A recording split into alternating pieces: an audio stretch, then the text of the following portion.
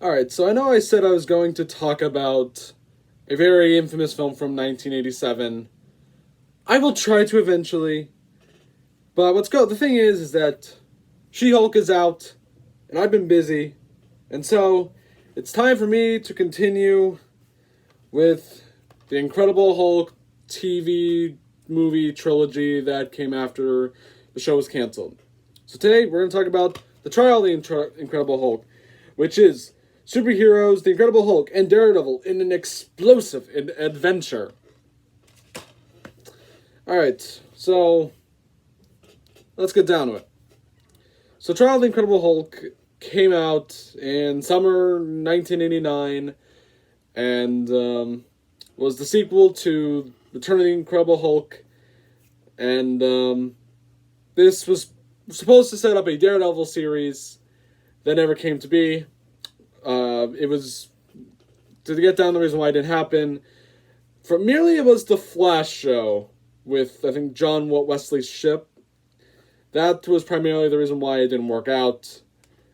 And because, the network did not want a bunch of superhero shows, unlike today, which a lot of networks would love to have a bunch of them.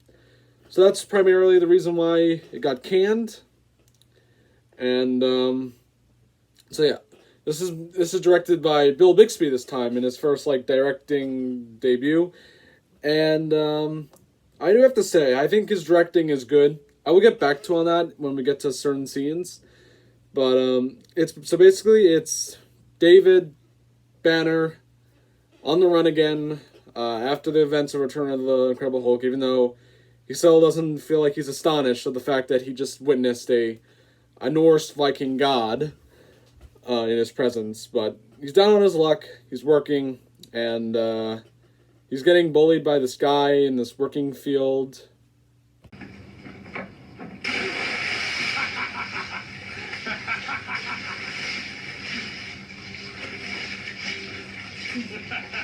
Why?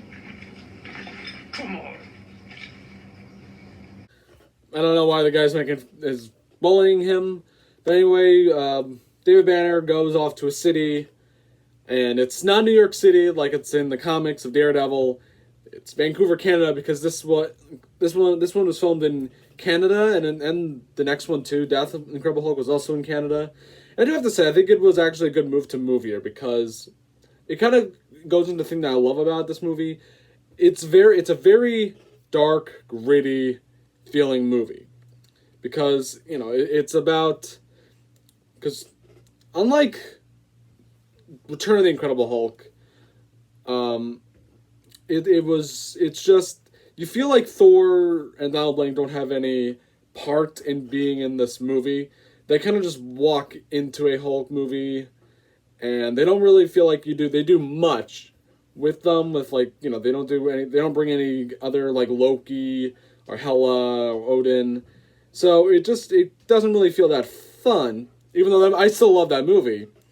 This movie, you feel like Daredevil and Bruce, they have you feel like, this they're in a story where they both you feel like there's a real connection, and just, another thing that this movie does great is that it actually has a villain, Wilson Fisk, played by none other than the best choice back then, John Rhys Davies, Solemn of Indiana Jones.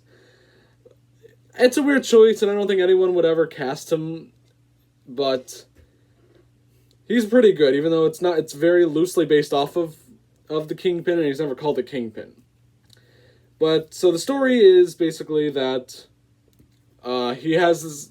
Wilson Fisk has this whole jewel heist, and one of the robbers, two robbers, go on a subway cart, and one of them starts acting up and literally just starts harassing a woman, and then David gets attacked and turns into the Hulk, and then now he's blamed for assaulting this woman, and now is in jail, and it's this whole thing for Wilson Fisk to basically cover up that he's behind this whole bank heist. And So that's it. So that's the plot of it all. It's basically trying to take down Wilson Fisk, and how, it's Matt Murdock. How at the beginning he's trying to take the business down. So yeah, and now as we get to the thing where he's a great director, there's a lot of good like scenes of like things that keep going. Like the whole bank heist is like a well actually directed bank heist where you have all these like people that are a part of his like operation, like on the field collecting the jewelry, and as it goes into bags and other people's stuff. And then you have this other scene where Wilson Fisk wants to kill David Banner. So you have the scene where all these prisoners, somehow they got word that he wants them dead, and they're passing around like this knife to like stab him to death. And that's like it's a well directed movie. Not perfect, but it's like it's good. It's good writing a bit. And now let's get to the thing that people don't like. That's the title. There's no trial. This is what happens.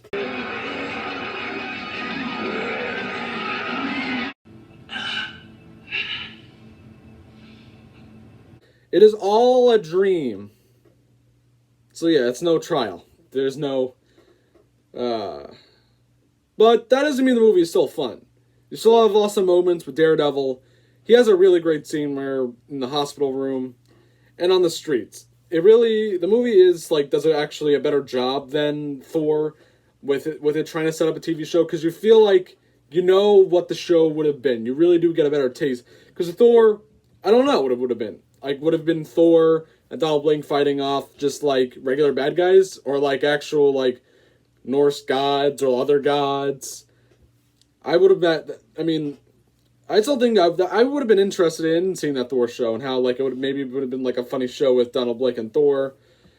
But Daredevil, you kind of know what it would have been. It would have been him fighting crime in some episodes, and then you would have some episodes where Kingpin would be like the big Moriarty of it all. That's what I definitely enjoyed about it, of this show.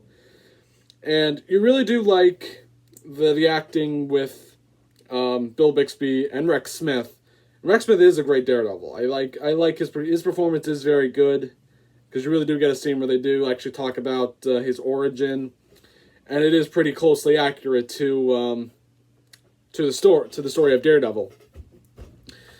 And so yeah, but here's the biggest problem with Trial of Craig, well, for me, and not that the whole trial thing, it's stupid, but that's the fault of it being called that way, because it doesn't amount to anything.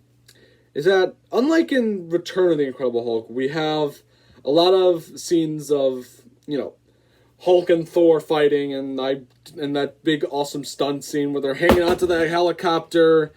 It's very fun.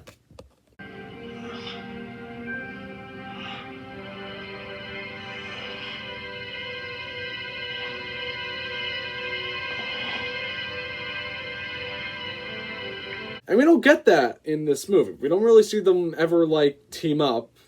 Because, legit, at the end, it's just Daredevil that's, like, fighting. Because it really is Daredevil. Like, the Hulk isn't in it that much.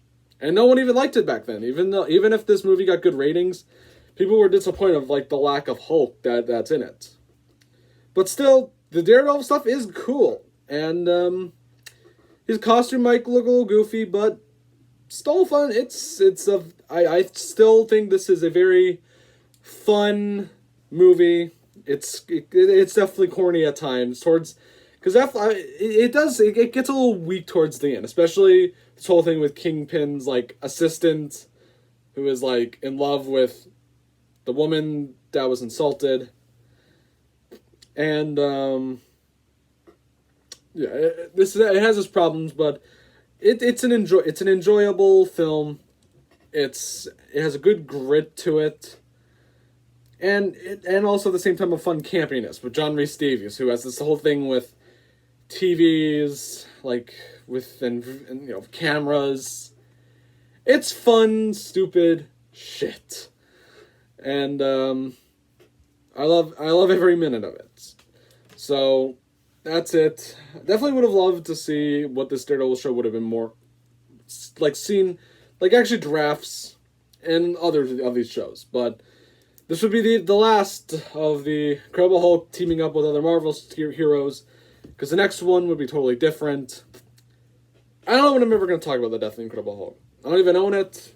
Like I said before, it's not on this DVD. It's on Amazon. I could buy it. I don't know. But thank you very much for watching this video, guys. I will talk about that movie at some point. I will try to get it done before the summer is over. So, thank you very much for watching this video, and I'll see you next time. Goodbye.